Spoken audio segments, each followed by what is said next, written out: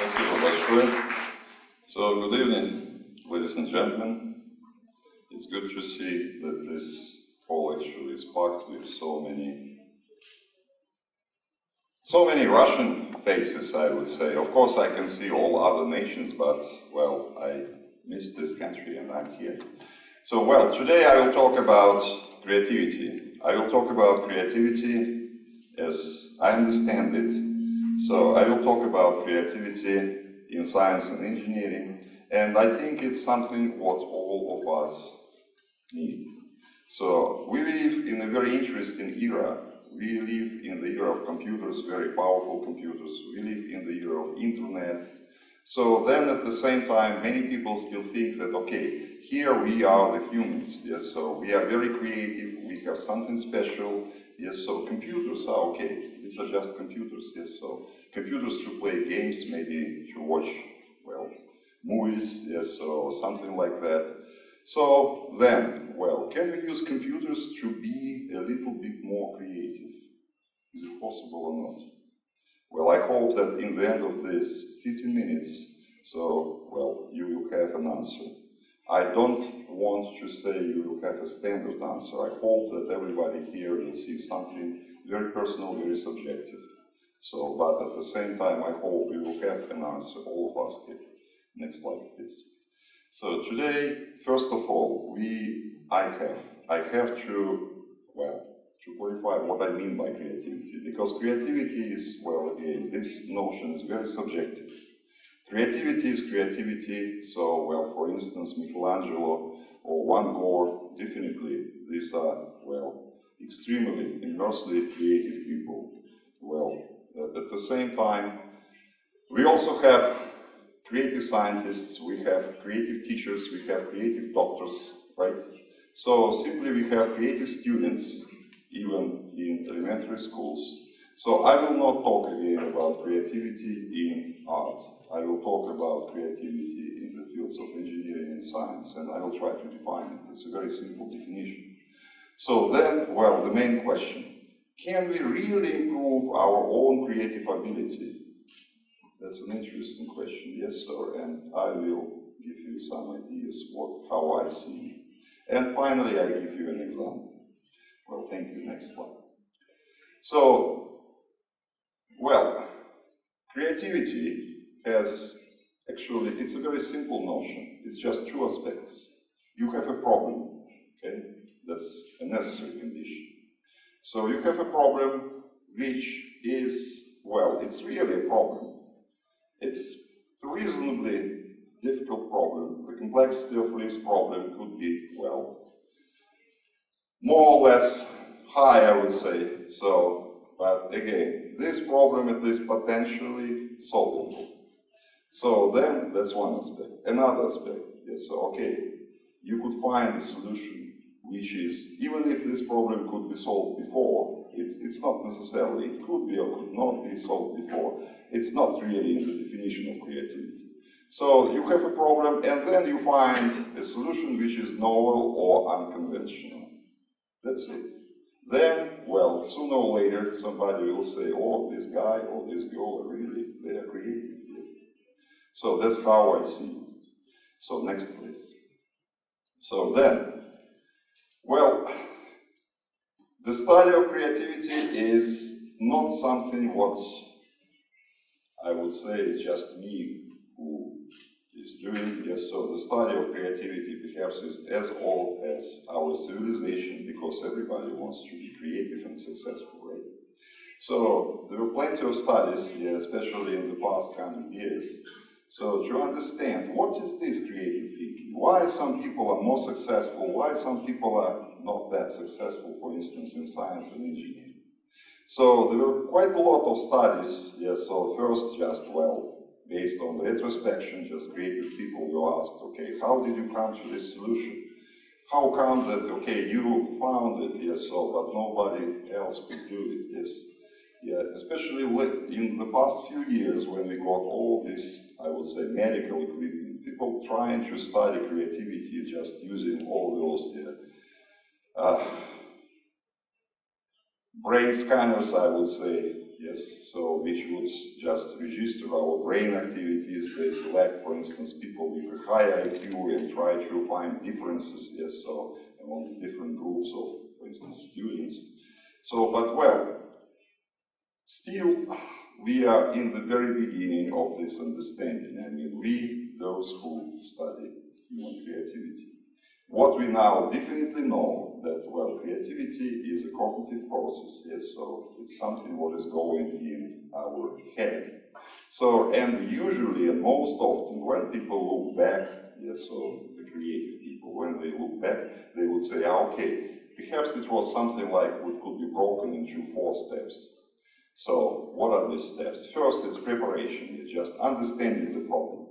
So, second, it's something like, okay, I can't solve this problem, yes, so, okay, I just give up, yes, okay, I learned, I gathered a lot of information, I read a lot about this problem, but still I can't find the solution. So, most of people then put it aside, just wait for a while. And then in some cases, okay, well, let's say after several days, maybe several weeks, oops, it's just popping up. Here you go, I got an idea, Eureka. So then, of course, usually this Eureka comes just as a very simple concept. This concept needs to be elaborated, details need to be found, yes, so, but it's already something what is related to the verification and to the validation of the ideas. Normally there are 4 steps. Next slide, please. So then, well, the most important step in this creative thinking process is actually the first one, when we get information about the problem. When we form our conceptual space, yeah, it's called a conceptual space. You can understand it as just some sort of vocabulary. These are the terms and concepts and kind of, well, links among these terms and concepts which are related to the problem. Generally, it's very well known, the larger the conceptual space, what you get, what you formed, what you developed in your head, so the more chances that you would be successful in solving the given problem. Next, please. So then, well, also it's very well known that there are generally 2 types of creativity. One type is just when, okay, the problem is here. Well, for instance, well, already in the given conceptual space, but there are so many details, there are so many links and concepts that it's just very difficult to find it. So this type of creativity is called impossibilist. So, improbabilist, sorry. So, because, well, the solution is here, somewhere, for instance, on the web, but the problem is to find it. Another type of creativity is impossibilist. When the solution is not really here, not really in the conceptual space. To find the solution, I still need to get some new pieces of information. But what kind of information? That's the main problem. So then something what is impossible to do and something what is, well, simply just improbable. Yes, so little chances you find. Next slide, please.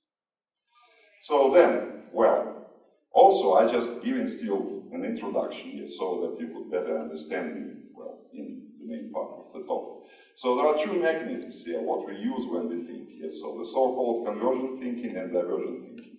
So, well, divergent thinking, this is actually when we generate the new ideas, and the convergent thinking when we analyze them. Next slide. Then, well, now we come to the main part. What people need?